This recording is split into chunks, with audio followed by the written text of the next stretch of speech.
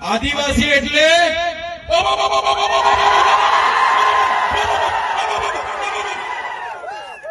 આદિવાસી છે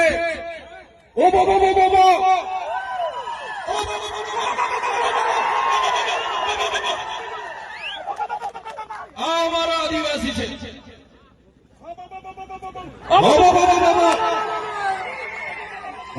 એટલે આપણા દેશમાં આપણું રાજ, આપણા ગામમાં આપણું રાજ.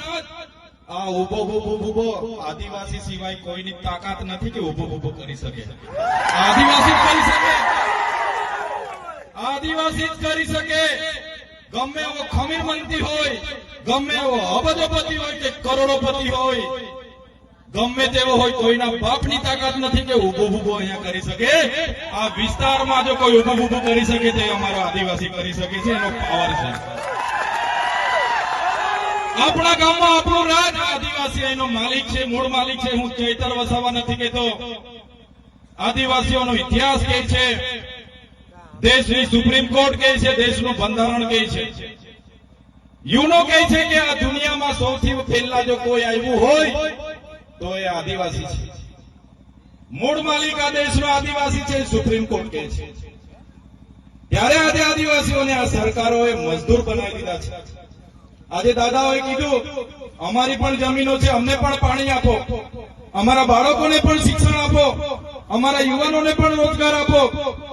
પણ આ સરકારો જાણી જોઈને આદિવાસીઓને ભણાવવા નથી માંગતી. અહીંથી પાણી લઈ જાય છે પણ પાણી આપવા નથી માંગતી.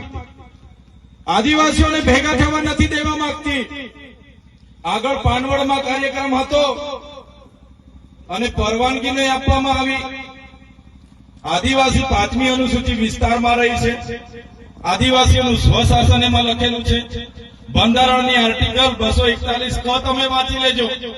આદિવાસી વિસ્તારમાં જનજાગૃતિના કાર્યક્રમ માટે કોઈ મામલતદાર, ટીડીઓ પ્રાંત કે પોલીસની પરવાનગીની અમને જરૂર નથી ભાઈ.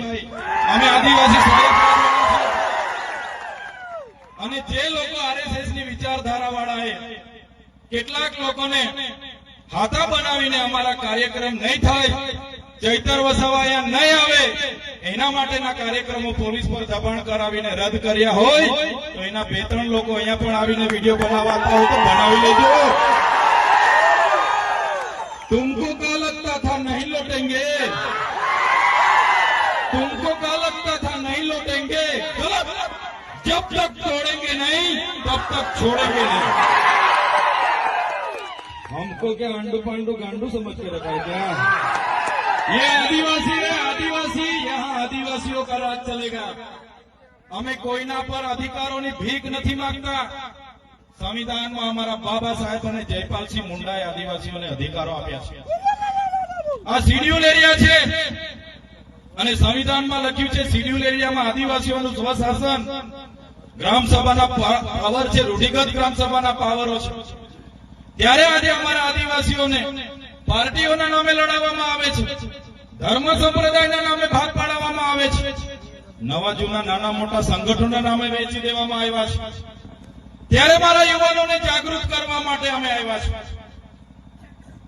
આજે તમે જોઈ લો, આદિવાસી એટલે કોણ?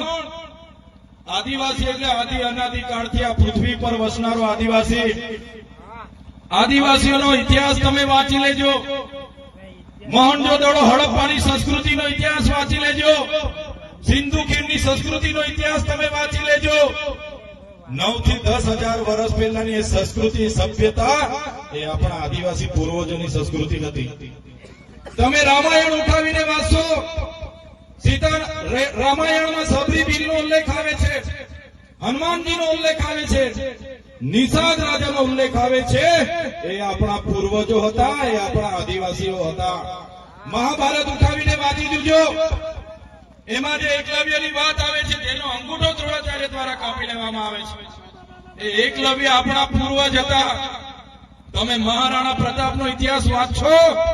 જ્યારે અકબરે મહારાણા પ્રતાપના ચિત્તોડગઢ પર કિલ્લાનો ઘેરાવો કરીને બેઠા હતા, ખુદ મહારાણા પ્રતાપના પોતાના ભાઈ એમની સાથે નહોતા, ત્યારે પૂંજા બિલથી સેના લઈને એની સાથે ઉભા હતા.